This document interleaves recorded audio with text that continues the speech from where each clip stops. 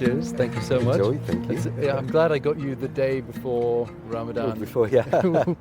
Oh, alhamdulillah, yes. Otherwise, yeah, you could have drink coffee by yourself. Not even water. Oh my God! Why Please not? don't ask No, I any didn't know Muslim that. about this. I didn't even. Yeah, this is the most common question usually they're asking. Not even water? No, actually, for me, it's the most perfect time in the whole year. I Wow. love it. Amazing. I love it. You feel like honestly, we always think about something in our lives. When it's Ramadan, we only think of, you know what, I need some wood. And that's it. The essentials. Yes. That's really interesting because I normally ask this question in the later part of the conversation, but I'm going to ask it first. Okay. What is something that a lot of people might think is useless, maybe that we don't need it, it's non-essential to human survival, but we can't let it go. Like we would really miss it if we didn't have it.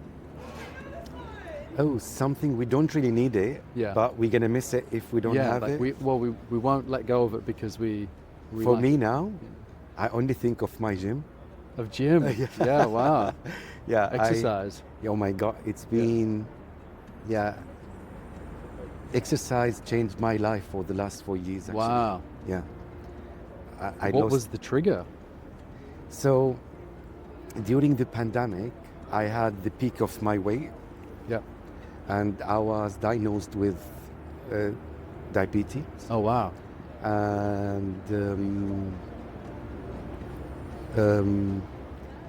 and then I've decided, you know what, I'm not going to take any injections or what you call it, insulin or something like this. Yeah, like something insulin. Yeah. So I didn't want it because I knew for sure from looking at my father and my uncles, once you had it, you're not going to leave it. So I felt so young to do it, but if I want to change my life, I want to change it completely. Yeah, wow. And this is what happened. So Amazing. yeah, I in love 4 that. years' time, I feel 10 years younger. Wow. I promise. I feel like that's coming from me as a pastry chef. Oh yes. I have a family history of diabetes as Yeah. well and heart disease. Yeah. And I think I'm 35, 36 in July, and I feel it coming. I'm you know, 28 now. So. Yeah. You're For too the good. last, I don't know how many years, but yeah, I'm stuck with the 28. Well, if I didn't know Yeah. you had 3 grown-up, beautiful daughters, Yes. I would I'd believe you. Yeah. That's awesome. I wanted to ask you, what is the sweetest thing that someone's done for you lately? Lately, actually talking about my daughters.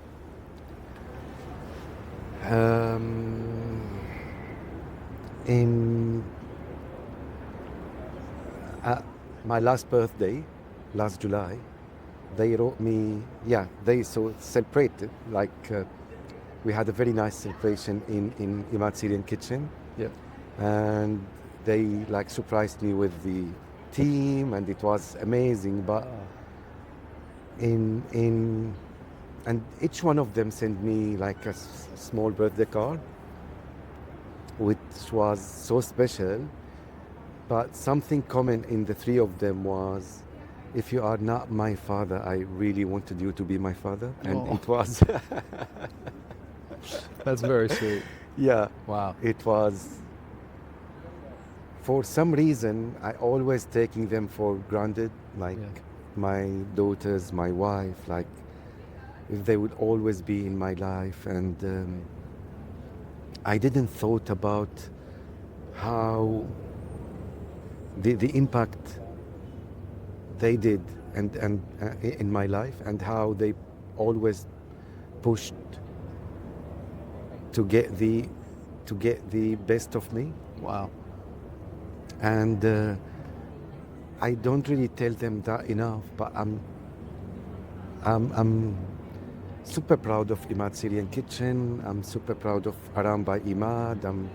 The cookbook, the career so far. I'm super proud of it. But when when you really ask me what is the most of my pride in life, it will be the relationship between me and my daughters, and the relationship between me and my wife, Wow. Atul. She's the love of my life. She's the most supportive person ever, and she's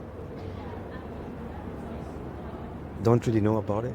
Like, Wow. she support without even waiting for thank you or Yeah. she always support. Unconditional. Yeah, unconditional love, unconditional support, Wow. and not, like I believe that through her, all of our lives shine more, and Wow. more, yeah. I want to rewind a tiny bit because you have one of the most inspirational stories of anyone I know. I first came across you when you were doing falafel. Yes. And it was like, I'm born and raised in Australia, spent a couple of years in Lebanon, and I remember reading about your pop-ups, coming to one, and just missing that flavor. Because every time I would have anything from our countries, Lebanon, Syria, it's a reminder for me of like just being with family, even if we're worlds apart. And it was like the best falafel I'd ever had in my life. And I remember bringing so many people, and I also remember you not letting me pay sometimes. But you left Syria because you had to. Yes. You lost your restaurants, your business, your livelihood, almost lost your life. Yes. And you made your way to the UK and had to rebuild from nothing. Yeah. Tell me about that. Actually, nothing to tell, to be honest. Yeah. I feel like hundreds of thousands of Syrians who had to leave because of Assad regime. Honestly, I feel sometimes very difficult to explain how is it to live under a dictatorship like Assad. Just because people doesn't really understand that something like this exists. Like, they cannot really imagine the amount of corruption in the countries under dictatorships. Like, you literally can buy a police officer. Wow. Like, you literally can buy, like, you can harm someone, like, with money, to pay a police officer or an army person to go and do something to harm other people and to affect other people's life. You can literally escape away with anything in life just because you know someone in government or under that dictatorship, and your life is not going anywhere without their permission. Wow. And to some point of life, and I don't know how to explain this to people, you know what I mean? Like, even I knew for sure that I had my empire in Syria through my restaurants, my juice bars, my coffee shops. Yeah. But even though it used to be under the limit, which is they allowed you to, and it's not for everyone. I had my, I would say, perfect life back there in Syria. But to a limit, like, you can be well known as a chef, but not more than that. You cannot be well known as a, like, to have an opinion about the freedom What's of speech, happening, yeah. or what's happening, or you cannot disagree about what they say. The evil of the Syrian president was not harming only Syrian people. It's extend to Lebanon, to Iraq, to they trade with the Palestinian cause. Like, they used to enforce their, like, they fighted Palestinian in Lebanon, they fighted Lebanese in Lebanon, they fighted Iraqis and American in Iraq. They were the source of evil of all time in the Middle Wow. East. Like, but you don't really know how to explain it. Like, yes, I was comfortable enough in Syria, but you cannot be comfortable without being with all of this surrounded by miserable people around you. Actually, all of our lives being monitored in Syria. Like before our freedom from Assad regime last December, my wife tried to visit her parents, but we were so scared about her because she's my wife. Yeah. Even though wife doesn't really take, like she don't have my surname, you know, like she have her own. Yeah. In Syria, it's very common to keep her own. And we thought that we are smart enough that how they would know that we're still together or something. And she went there and pretend that we are separated in the airport. They told her, no, we know that you are together. We're gonna let you go this time after 8 hours of detention. So like, not only they're monitoring you after you've left. Oh my God, yes. Yeah. Just Wow. because I spoke up. That's it. This is all my crime. Like, you were critical of the regime. Exactly. And, Wow. and to be honest, I wasn't that, Vocal. yeah. Like, I was, like, I think I spoke twice or 3 times about it, loudly. And that's it. They didn't really, it wasn't really important to them until I spoke up about the regime in Arabic TV once, and once in Lebanese magazine. That was it for them. I was threatened the next morning over here by phone call, actually. I had an unknown caller telling me that you lost the law because you didn't speak nicely about Assad, and are you threatening me? Wow. Yeah. So they were, and honestly, you don't really know how to describe such a thing to people Yeah. in general, because you didn't live under dictatorship. You don't really know how bad it is. Yeah. And it's really scary when you see some countries going towards such a thing, like when people start losing their freedom of speech and losing their, like what happened lately with Palestine, or with Palestine Active, or with any of the, you feel like really scared because this is something, if you lost, you're gonna lose millions of lives to get it back. That freedom. Yes, of course. And this is exactly what happened in Syria. In Syria, it used to be, in 40s, 50s, we had our democracy, we had our freedom. Like, for example, our prime minister in 50s had to resign just because they increased the price of bread 1 cent at that time. Wow. And people forced them to resign the next morning. Wow. You know, it was one bad decision and that's it. But for the last 54 years, no matter what happened, Assad used to get 99.9% of the votes. Not because people really like him, just because there is no such a thing like election. Wow. All That's of our crazy. election used to be monitored and putting there before. But just before I forget, just to be clear, you liked our falafel because Syrian are like falafel is originally Syrian, so this is. Is that why? I mean, it's funny because I think up until Lebanese independence, Lebanon and Syria were considered like one country. Honestly, it is the same until now. I don't think, like, when we talk about, and actually this is why I was very sure to name it Aram, because I don't really believe in borders the way it is right now. This is a modern invention. Exactly. And we didn't call for it. It's not something we decide. It's something came by the French occupation to Syria, Lebanon, Palestine, and the region. They just wanted to share it between the British and the French. So they decided, you know what, it's too big for you to have it all by your own. So let's share it. You're going to take Palestine, we're going to take Lebanon and Syria. You're going to take Egypt and Sudan, and we're gonna take Iraq.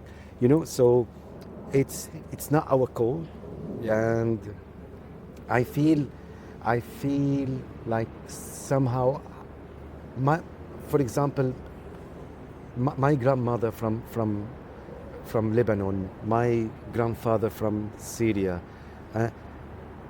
my aunt from Palestine. I don't know how you were gonna divine us. We're still family, so it's you know what I mean. Like there is not such a thing. We are. How do you feel about the you know, there's sectarian strife, so religious minorities, people that feel unsafe, or they're, you know, there's kind of, how do I say this? You know, in Lebanon, and I'll just bring up Lebanon as a point of reference. You know, I see a country that has, I don't know, 13, 14 different religious groups, and they all find a way to live in this tiny, essentially a really small country. What I'm trying to say is you have all these religious groups that manage to live side by side. It's not perfect, but across the board, they coexist. It used to be perfect, but this is what happened. Like, to rule people, you need to divine them first. Yeah. But for the last 1400 years, we lived together side by side. Like, I grown up in a very tiny, small neighborhood.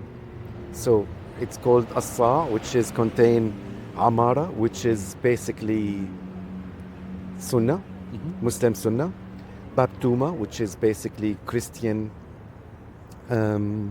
neighborhood, and Hart Yahud, which is Jew neighborhood. Like a Jewish quarter. Yes. So, but we lived together side by side, as long as I remember, without not even, we don't really, well, I remember from my childhood that we have too much holidays, you know, like, and celebrations. So we used to go with, because of the religious holidays. Like we used to go for Ma'lula with my Christian friends for Eid Salib and Christmas, and so we celebrate all together. And then they used to have their iftar during Ramadan with us. They don't fast, but they had the iftar. So it's just a feast at the end of the day. Yeah. So just the feast. That's what I was doing. Yeah. And then we go and celebrate with my teacher. She used to be a Jew until they had to leave because of Assad. They forced them to leave. You know. Yeah. It used to be not a huge community, but it used to be nice to have this kind of pluralism. Yes, exactly.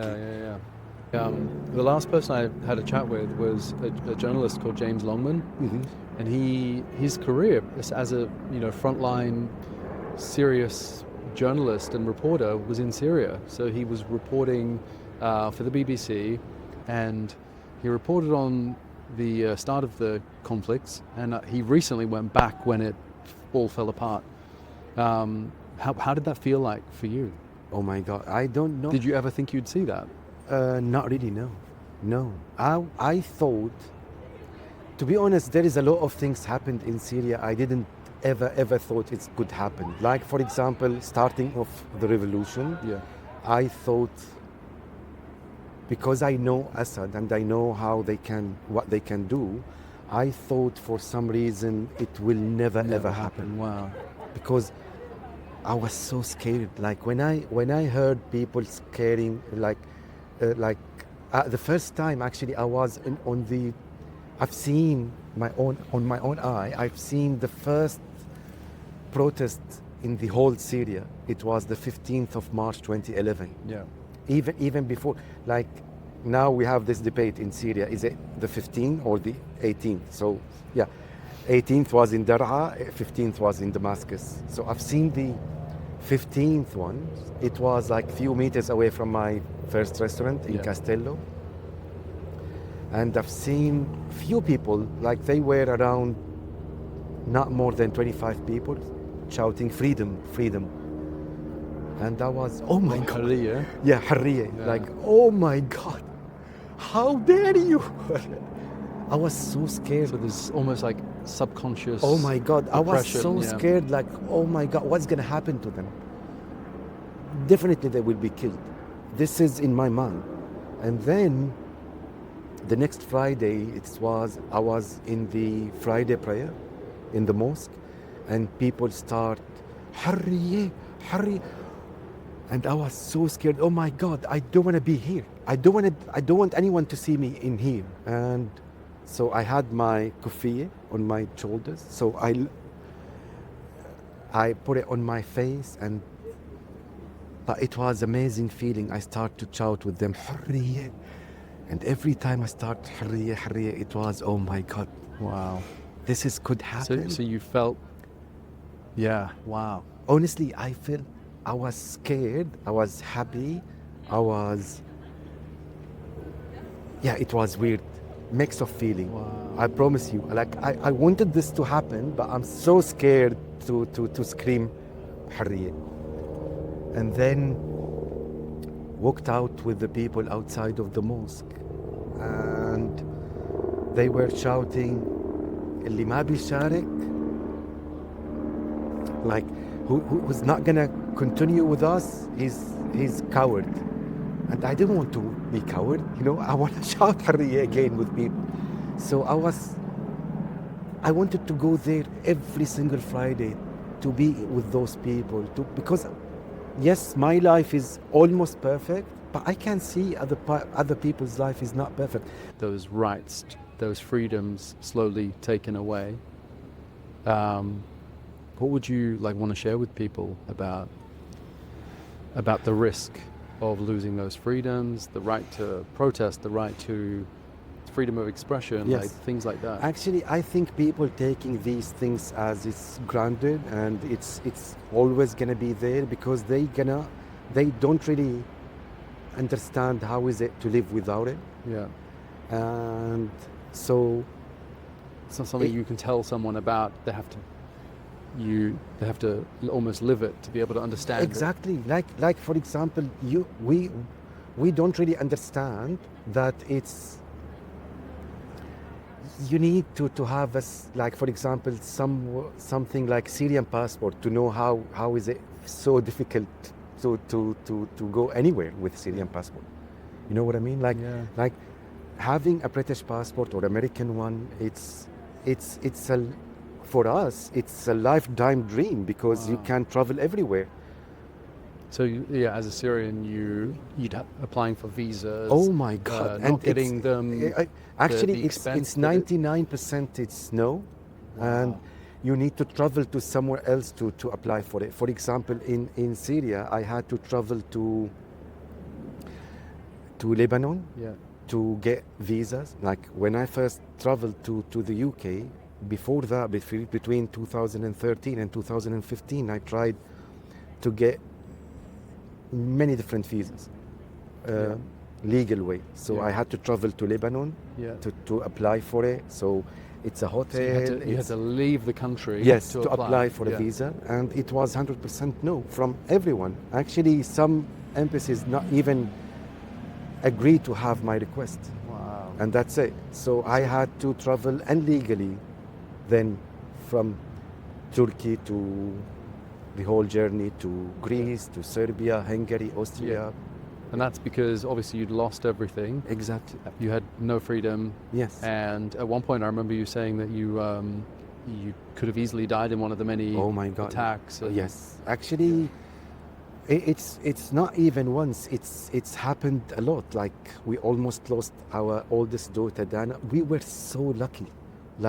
So lucky. She was in the room 3 seconds before her mother called her, and Dana used to have one secret word, like, "Mama, I'm studying," so that's it. This is free pass of everything. And at that day she told, "Mama, I'm studying," and she told her, even though, leave everything and come. Batul at that time heard the regime helicopters, and she was scared something could happen, so she wanted her daughter to be around her. And once Dana left the room, a rocket bomb get into the bedroom. My God. And the whole wall fall onto the bed she was in. The other time we were surrounded by rockets. I was picking up the girls, and we had to hide in one of from their school, and we had to hide in one of the classrooms for at least 2 hours until this finished. And it was slightly bit safer too. We shifted 5 times in Syria before I leave. And I think, Actually, but if this is something happened to me and to Syria, it could happen to anyone. to anyone, yeah. We take a lot of things for granted. Like we forget. Actually, people forget and doesn't really know and doesn't really learn from the other people experience. Like you don't really need to experience dictatorship firsthand to learn how important it is to have freedom of speech. I do remember that 1-bedroom house. Actually, it wasn't even 1 bedroom. It was like small, tiny, understairs, 1 bed, one room, where we had to stay, my wife, my daughters and I, for at least 4 months. Oh, wow. I do remember every morning waking up, and I used to lay down where they used to sleep because we didn't have enough room for all of us to sleep at the same time. Did you all leave together? Yes. So you... No, you mean left from Syria? No, I left by myself. Wow. It was so, it was so dangerous to stay, Yeah. especially for me, like Yeah. to be male between 18 and 50, 60, it's really unsafe. And I was stupid enough to say no for one of the police officers. They used to get like, somehow you have to pay them all the time, and this is something also people bribery, doesn't, yeah. primary. Yeah. And people doesn't really understand why. We don't understand why, but this is something we have to, and we cannot say why. Yeah. So you leave on your own. Yes. You go to Turkey to... Legally to Turkey, Legally and to then Turkey. from Turkey to Greece by boat, Yeah. and legally, unfortunately. And then I walked to Macedonia, Yeah. and then I bought a bicycle to cycle to Serbia. And then in Serbia I had to deal with another smuggler I was in a car boot to be smuggled between Serbia to Austria through Hungary.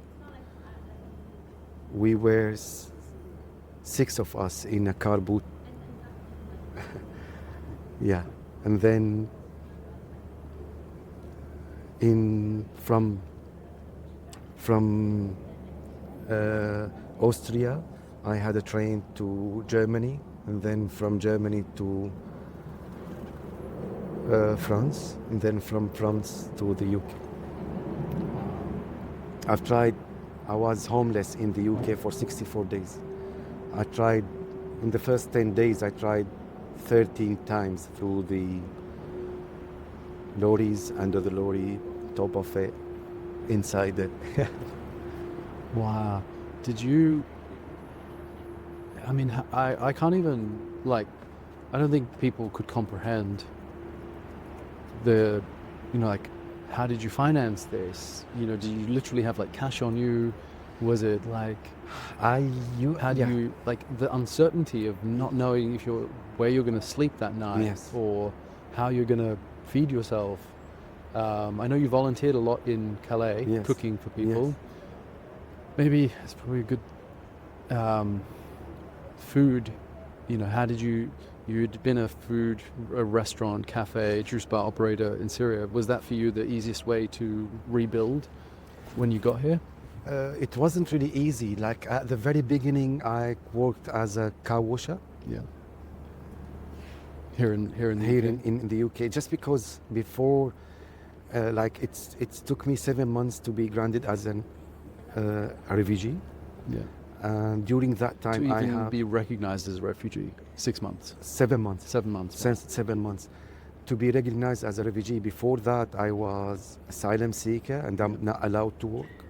So it was the easiest way to find something, again, illegally to do, but I wanted to support myself and my family back home. Do you, food has been a big part of your life. In your previous career, when you re-established yourself in the UK, have you always just been passionate about food? Was that like your calling? I use food, to be honest, and the kitchen, like if it's my therapy somehow. Like I use it to escape away from everything happening in the news and focus on something. Somehow I feel like in prison of my mother in the kitchen. Oh. We used to have our quality time together. Yeah. And I feel like somehow I seek her approval through cooking, and somehow in my mind I feel like she's there with me and maybe cooking with me, or maybe giving me her blessing about the recipe so That's nice. yeah. It's like a place to reconnect with those really special memories. And with myself, to and be with honest. yourself, yeah. Wow. Yeah. Do you, going into Ramadan, do you find yourself reflecting on things, or? Yeah, actually, I'm so grateful about what happened right now in Syria. But also, coming to Ramadan, I wanted to remember those who's in need in Syria, in Palestine, in Sudan. And I believe this is all about Ramadan, to be honest. It's not, no one will gain anything from your fasting and not eating from the sunrise or drinking from the sunrise to the sunset. The whole idea about being fasting, all of us together, is to remember those who's in need and to support them and do something for them. And this is, by the way, we're going to have supper clubs here in Aram to raise money for many different charities. Yeah. I mean, I think every time I've come across you, you're doing something for charity. Even those first falafel pop-ups were always in support of Choose Love. Yes. A refugee support organization and advocate group. Do you, what role did groups like that have in your, I guess, your re-entry into? Actually, the first impact was from Choose Love on my life when I met them in Calais. Yeah. I felt how important their work. To be honest, I wasn't really in need at that time for any kind of financial support, but somehow back there in Syria, when I lost my restaurants and businesses, somehow I also lost my belief in human being, like I felt like we left behind. Yes. Yeah. And somehow I felt like we've been forgetting, and people forget about us. We suffered there in Syria. But during my journey, when I meet all of these volunteers and I've seen how they're trying to support refugees and doing good for people, and they are from different backgrounds, different religions, different countries, and I feel, oh my God, I want to be part of this. Before we go, milk or dark chocolate? My God. Actually, I will keep the dark chocolate for my daughter. Yeah, so she's gonna kill me if she tried it. So the very, Angela Zahar? Yes. Yeah, she did a charity bake sale in London. Oh my God. And this is, I think, officially the 1-year anniversary of this chocolate bar. She asked me, it's funny, I was the head pastry chef at Harrods. Yes. I was planning to leave to open my own thing, but it wasn't a chocolate company. And she said to me, what was it? What's that? What was it? I was going to open a bakery. Really? Yeah, like a patisserie bakery. But not a chocolatier. Not a chocolate concept. That was going to come later. Okay. I love chocolate and confectionery. It was going to become anyway. So she said, "Oh, would you contribute to this bake sale?" I think I was the first person she asked. I said, "Yes, absolutely." We had done the Sweetest salam, and someone said, "Oh, you should do a Dubai chocolate." And I was like, "Why would I do a Dubai chocolate for a bake sale for Lebanon?" And so that's where this came from. And yeah, it's a year old now. And then I decided, off of it being successful, and to start a chocolate company. Actually, I think we need to do Damascus one now. Yeah, we do. Especially we've got Damascus back, so it will be So the it's most a bit cold. Yeah, that Wow. would be amazing. Thank you. The idea behind this was that it's like a orange blossom caramel with a cashew but lower. Imad, thank you so much. Thank you so much. I have one more question, and I guess the question from our last conversation was James Longman asked the question, what would you like to be remembered for?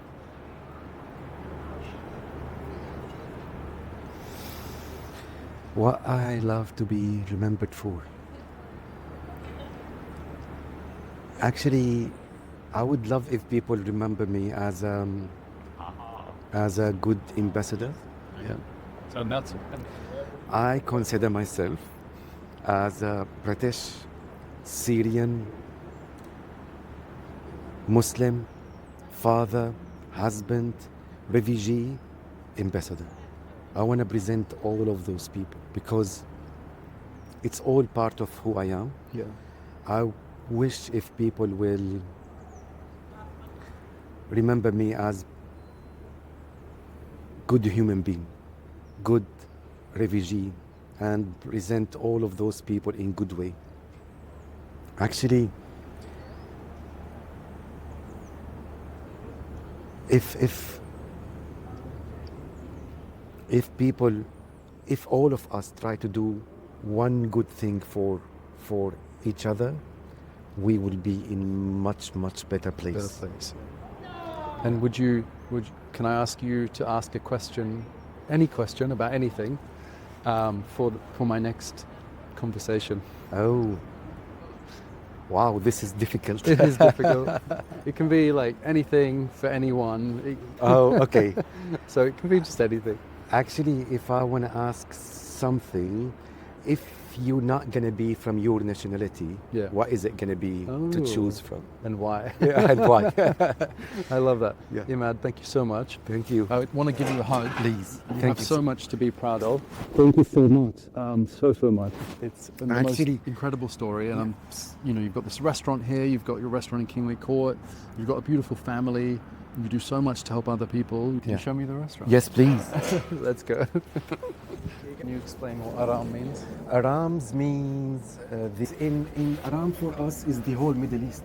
Yeah. It's where Jesus born, because and I get some Syrian art and trying to sell it for them over here. Oh wow. It's from Damascus. I think this, for me, in my mind, Damascus is the home of, or Syria is the home of this incredible lacquer work Yeah. that you see across the yes, Middle of East. course. Like, Sandwiches, of course, our Syrian coffee, many different coffees. It's still in Aram. This is my neighborhood in Damascus. It's called Al-Amara. gorgeous. And this is Al-Hamidiyya market with Al-Amwi Mosque.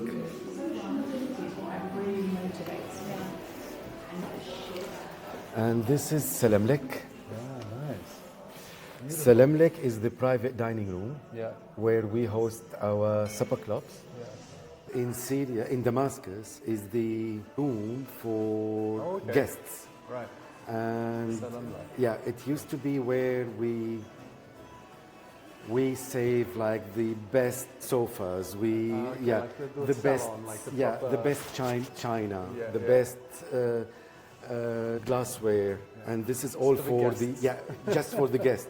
And for example, in my grandparents' house, they used to save the best cigar, little like bottle of champagne, and you know, it's all for the guests. And we are not allowed to go in because I used to, Make a mess. But here everyone is allowed, so yeah. So good. But the closest to mine is the private supper clubs where we're going to use now in Ramadan, actually. Imad, Thank you so much. We'll see you soon, inshallah.